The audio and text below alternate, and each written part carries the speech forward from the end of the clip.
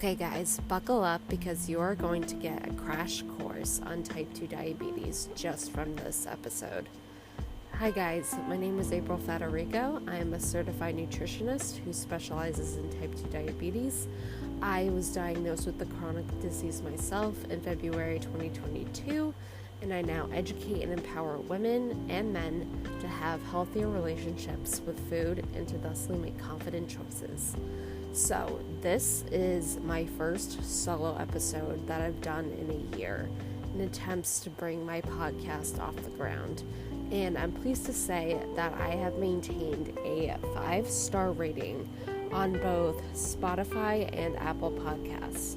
I wanted to go solo and produce this juicy, comprehensive guide to fully understand type 2 diabetes because it's obviously what I talk about on my show. So without further ado, let's get to it. Type 2 diabetes is a chronic metabolic disorder characterized by high blood sugar levels resulting from insulin resistance and inadequate insulin production. This condition affects millions of people worldwide, and according to a recent Washington Post article, it is expected to reach 1.3 billion by 2050. So that's 2050, making it a pressing health concern in the 21st century.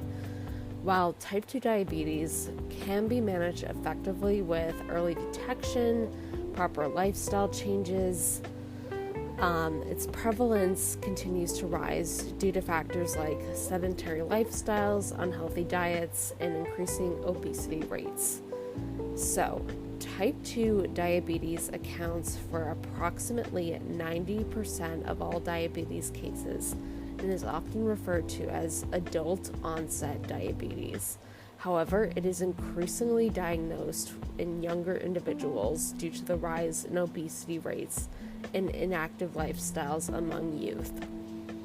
The condition develops when the body becomes resistant to insulin, which is a hormone produced by the pancreas that helps regulate blood sugar levels, and when the pancreas fails to produce enough insulin to meet the body's needs. So, let's get into the risk factors of type 2 diabetes, shall we? So, obviously there are several risk factors that contribute to the diabetes development. And some of them are obesity. So being overweight or obese is one of the most significant risk factors for type 2 diabetes, and this is caused by sedentary lifestyle, so lack of physical activity, an unhealthy diet, so consuming a diet in processed foods, sugary beverages, and even alcohol in some cases, and also saturated fats. Family history, so a family of history... my light just turned on as a thing of doing that, but sorry, that kind of caught me by surprise, but family history of diabetes can increase the chances of developing the condition. I personally only had 2 relatives who did, and they were great-grandmothers on my mom's side. And age. The risk of type 2 diabetes increases with age, especially after 45 years. So if you're 45 or over, be careful.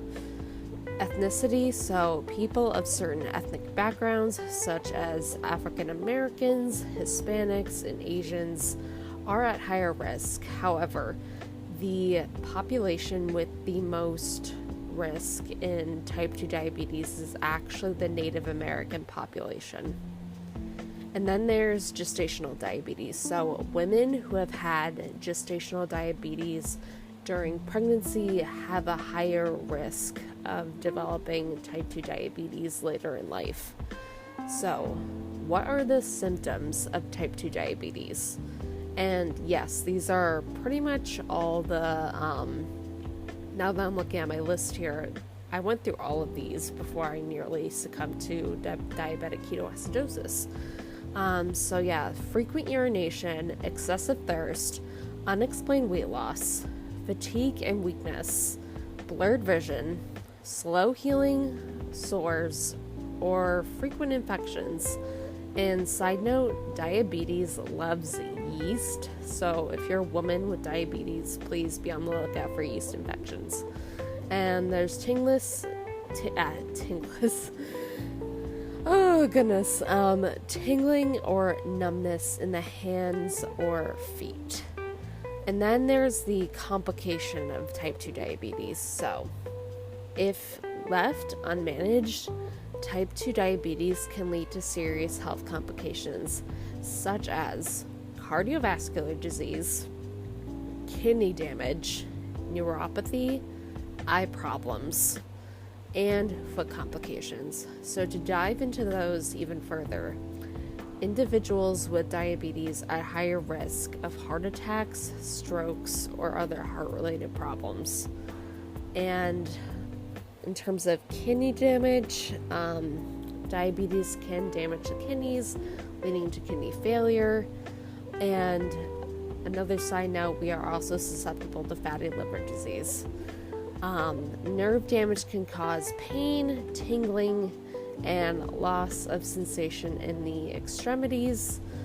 And let's see, eye problems. Diabetes can cause diabetic retinopathy, potentially leading to vision loss or blindness for that matter. And diabetics are actually more susceptible to glaucoma. Nerve damage and poor blood circulation can lead to foot ulcers and, in severe cases, amputations. And this is how you can prevent and or manage type 2 diabetes.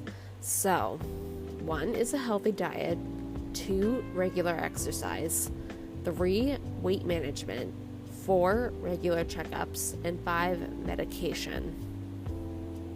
So, if you adopt a balanced diet rich in fruits, vegetables, whole grains, lean proteins, and healthy fats, while limiting sugary and processed foods, or just completely cutting out sugar or processed foods in general, you can definitely reduce your risk of type 2 diabetes.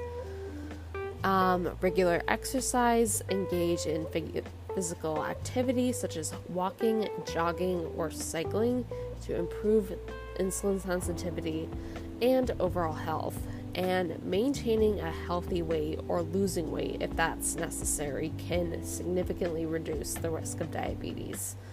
Periodic health checkups can help monitor blood sugar levels and detect any early signs of diabetes.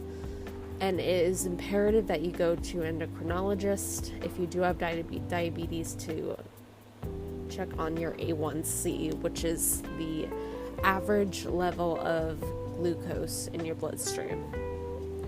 And in terms of medications, in some cases, healthcare professionals can prescribe oral medications or have you do insulin injections to manage blood sugar levels effectively. So, in my personal experience, I've been on daytime insulin. It's now been a year since I've been off it. I am on Basaglar, which is the nighttime insulin, because the liver actually, what's the proper word for this? Exudes, I don't think that's the right word. Apologies, it's late. It releases glucose into the bloodstream. And type 2 diabetes is a serious health condition. Like I said, it affects millions worldwide. However, with early detection and the implementation of these lifestyle changes, it is manageable and even preventable in some cases.